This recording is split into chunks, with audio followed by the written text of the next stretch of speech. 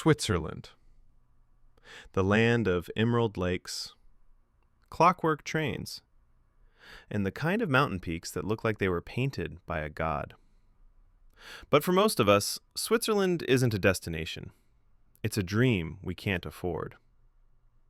I remember standing in the middle of the Zurich airport arrivals hall, surrounded by luxury watch boutiques and signs for $80 taxi rides. I looked at my bank account, and then I looked at the Alps in the distance. The world told me I needed $5,000 to survive a week here. The world was wrong. In this video, I'm going to take you on a journey that shouldn't exist. I'm going to show you how I spent 5 days in the heart of the Swiss Alps, experiencing the same views as the billionaires for less than $500. But this isn't just a video about saving money. This is a masterclass in travel psychology. I'm going to reveal the back door to the Swiss economy.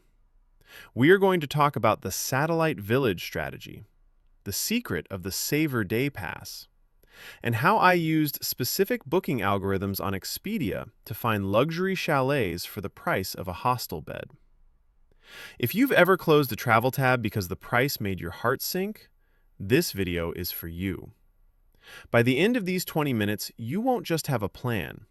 You'll have the keys to a kingdom that most people think is locked behind a golden gate. Let's start with the first pillar of our strategy, the great transportation glitch. Because in Switzerland, if you pay full price for a train ticket, you've already lost the game. Now let's talk about the biggest mistake travelers make when they plan a Swiss adventure. They open a map, they see names like Zurich, Geneva, or Interlaken, and they click search. Stop. When you search for these global power cities, you are competing with corporate travelers and luxury tourists who don't care about the price. You are fighting for space in an overcrowded market where a basic room starts at $300. But Switzerland has a secret geography. I call it the satellite village strategy. Imagine Interlaken, the gateway to the mountains. It's beautiful, yes, but it's also an island of high prices. However, if you look just 10 minutes down the train track to a tiny village called Wilderswil, or 15 minutes the other way to the shores of Lake Brienz, to a town called Ringenberg, something magical happens. The prices drop by 60%. But the view? The view stays exactly the same. During my 5-day challenge, I refused to stay in the tourist hubs. Instead, I used the Expedia map filter as my ultimate weapon. I didn't just look for hotels, I looked for guest houses and traditional lodges in these satellite towns. I found a family-run chalet in Wilderswil. It had the wooden balconies, the red geraniums, and a direct view of the Eiger North Face. Because I booked it as part of an Expedia bundle, pairing my flight with this specific location, the system gave me what they call an unpublished rate. I was paying $85 a night, while people 4 minutes away in Interlaken were paying $400. But here is the real secret to making this work: the train sync. In most countries, staying outside the city means paying for expensive taxis. In Switzerland, the trains are so precise and so frequent that staying in a satellite village doesn't feel like a compromise, it feels like a shortcut. With my Savor Day Pass, which we will discuss in the next chapter, these 10-minute train rides cost me $0 extra. So, here is your first action step for your $500 budget. Go to the link in my description. I've already pre-filtered a map on Expedia that focuses on these satellite villages around the Jungfrau region. Don't look at the big cities. Look at the dots in between them. That is where the Swiss illusion is broken.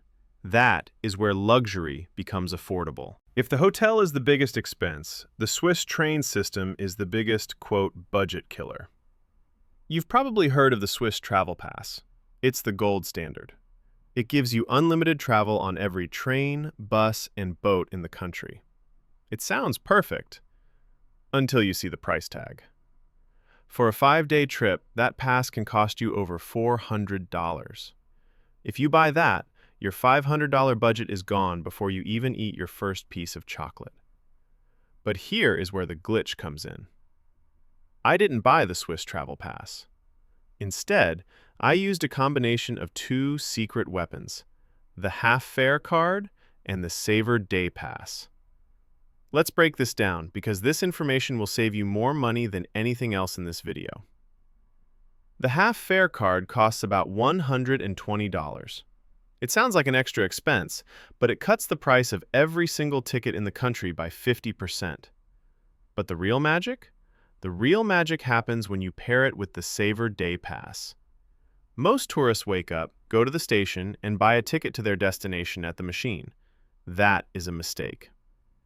If you book your Savor Day Pass 2 months in advance through the official app, and you have your half-fare card active, you can travel across the entire country, from the palm trees of Lugano to the glaciers of Zermatt, for as little as $29. I remember sitting on the Golden Pass Express, a train with panoramic windows that make you feel like you're flying through the mountains. The person sitting next to me had paid nearly $200 for their seat. I was sitting in the exact same car, looking at the exact same waterfall, and I had paid less than $30. Why am I telling you this? Because when you use the Expedia link in my description to book your Satellite Village hotel, you need to know how to get there.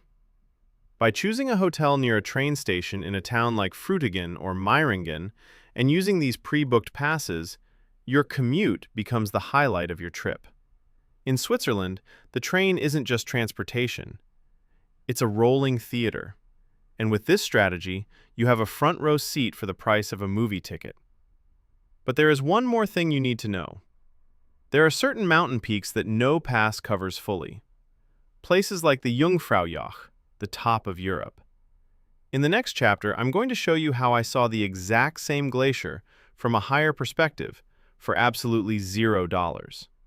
No tickets, no crowds, just you and the ice. By now, you've hacked your hotel and mastered the train system. You're feeling like a pro, but then hunger hits. You walk past a charming bistro in Lucerne and see a simple plate of pasta for $45. A small bottle of water, $7. This is where most budget travelers break. They get tired, they get hungry, and they surrender to the tourist prices. Don't. Welcome to the world of the Swiss picnic. In Switzerland, the highest quality food isn't in the fancy restaurants, it's in the local supermarkets, Coop and Migros. But I'm not talking about boring sandwiches. I'm talking about a gourmet experience. I remember my third day. I went into a Coop in Interlaken. I bought a fresh-baked baguette, a wedge of world-class Gruyere cheese, a pack of locally cured air-dried beef, and a bar of Lindt chocolate that was still warm from the delivery truck. Total cost? $15. I took that bag, hopped on a free bus, which you get for free when staying in those satellite villages I mentioned, and went to the shore of Lake Brienz. I sat on a wooden bench, looking at water so turquoise it looked like a filtered photo.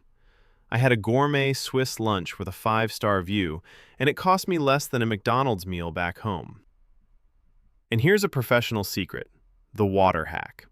Switzerland has the cleanest, tastiest tap water in the world.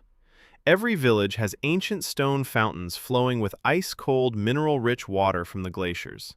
It is free.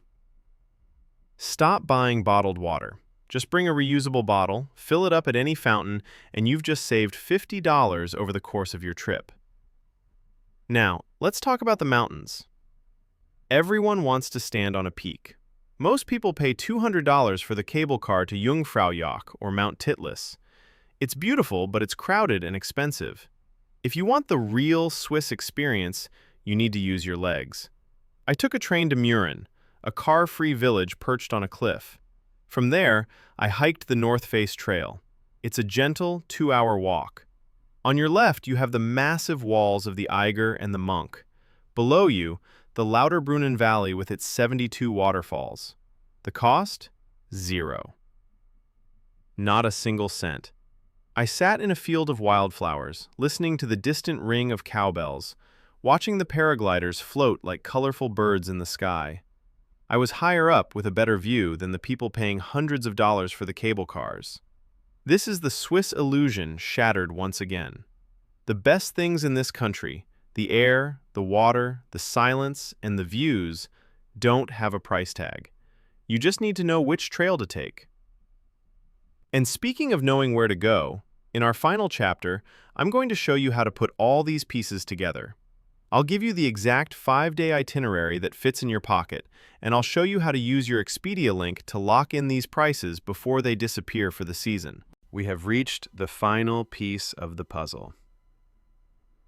You have the strategy, the transport hacks, and the gourmet secrets. Now, you need the blueprint. How do you fit all of this into 5 perfect days without losing your mind, or your $500? Pay close attention. Day 1. Arrive in Zurich, but don't stay there. Use your Saver Day Pass and head straight to your satellite village near Interlaken, places like Wilderswil or Brienz. Check into your pre-booked Expedia lodge. Total cost for the day? Around $100. Day 2. The Valley of Waterfalls.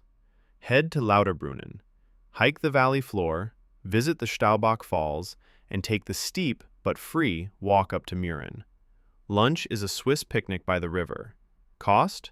$20 for food. Day 3. The Lake Day. Use your guest pass for free local buses. Head to Lake Thun. Hike the Panorama Bridge at Sigrisville. It costs a few dollars to cross, but the view of the lake and the Niesen Mountain is priceless. Dinner? Swiss chocolate and fresh fruit from the local market. Day 4. The Alpine Adventure. Take the train to Grindelwald. Don't pay for the first cliff walk cable car. Instead, hike to Bachalpsee Lake. It is the most photographed lake in Switzerland for a reason, and it's free. Day 5. The Scenic Return.